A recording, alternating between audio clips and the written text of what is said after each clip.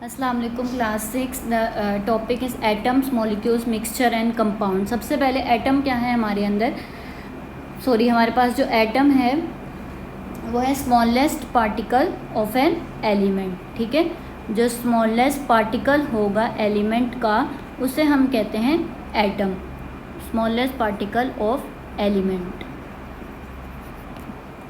Element क्या है, वो चीज़ जो हमारे पास जैसे कि कार्बन है। ठीक है, एलिमेंट कौन कौन से होते हैं, कार्बन हो गया, हाइड्रोजन हो गया, ऑक्सीजन हो गया, ये क्या है एलिमेंट्स है। इनके अंदर जो स्मॉलेस्ट पार्टिकल्स होंगे उन्हें हम कहते हैं वो है एटम।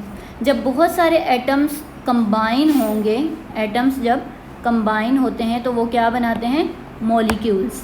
ठीक है, मॉलिक्यूल्स बनाते हैं। बहुत सारे एटम्स कंबाइन होकर मॉलिक्यूल बनाते हैं। इसकी एग्जांपल हमारे पास है कार्बन डाइऑक्साइड।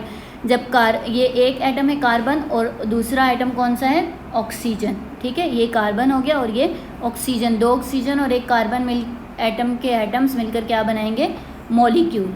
तो ये कार्बन डाइऑक्साइड का क्या है, मॉलिक्यूल।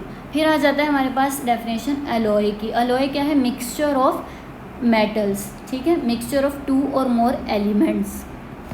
एलिमेंट्स यहाँ पर हम मेटल्स लेंगे, मिक्सचर ऑफ एलिमेंट्स और मेटल्स।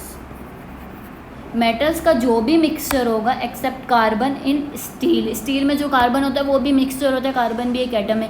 उसके अलावा कह रहे हैं कि जितने भी मेटल्स होंगी उनका जो मिक्सचर होगा उसे हम क्या कहेंगे, अलॉय कहेंगे। ठीक है, अलॉय क्या होता है, मिक्सचर ऑफ मेटल्स। फिर आ जाता है हमारे पास कंपाउंड। कंपाउंड क्या हो गया, जैसे कि आप लोगों के पास डेफिनेशन भी लिखी हुई है, इसकी डेफिनेशन आप लोगों ने याद कर ली होगी।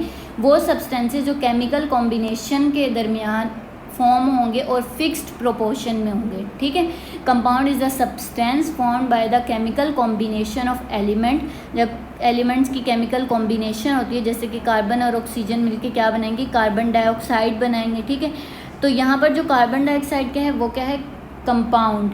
ठीक है, इसकी एग्जाम्पल में क्या क्या आ जाता है, कार्बन डाइऑक्साइड आ जाएगा, कैल्शियम कार्बोनेट आ जाएगा।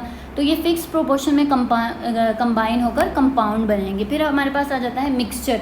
मिक्सचर क्या है, किसी भी फिजिकल जो एक्सपेरिमेंट, वो तो केमिकल रिएक्शन के थ्रू कंबाइन हो रहे थे, कंपाउंड्स बन रहे थे। लेकिन मिक्सचर क्या है, ये फिजिकल प्रोसेस है। ठीक है, कॉम्बिनेशन ऑफ टू और मोर सब्सटेंसेस होगा, लेकिन केमिकली रिएक्ट नहीं करेंगे। वो केमिकली रिएक्ट किस तरह नहीं करेंगे, मतलब कि जैसे कि क्रिस्टलाइजेशन है। क्रिस्टलाइजेशन क्या है, सॉल्ट प्लस वाटर। ठीक है, सॉल्ट और वाटर। अब हम पूरा वाटर सुखा देंगे तो पीछे क्या बच जाएगा, क्रिस्टल्स ऑफ सॉल्ट, जिसे हम कहते हैं क्रिस्टलाइजेशन। ये फिजिकल प्रोसेस है, इसमें कोई भी केमिकल्स कंबाइन नहीं हो रहे। ठीक है, वाटर एवापोरेट हो रहा है तो एवापोरेशन होगा। ये भी किसकी एग्जाम्पल है, मिक्सचर की। एयर भी किसकी एग्जाम्पल है, मिक्सचर की। सॉइल भी मिक्सचर की एग्जाम्पल है। डिफरेंट केमिकल्स तो होंगे लेकिन कम्बिनेशन वगैरह का कोई सीन नहीं है इसमें, सिर्फ मिक्सचर फिजिकली मिक्स होंगे वो। ठीक है, फिर हमारे पास आ जाता है metals and non metals. Metals क्या होती हैं, शाइनी होती हैं। ठीक है, मतलब चमक, इनमें एक चमक होती है जिसकी वजह से ये मेटल्स शाइन करती हैं। नॉन मेटल्स शाइनी नहीं होती।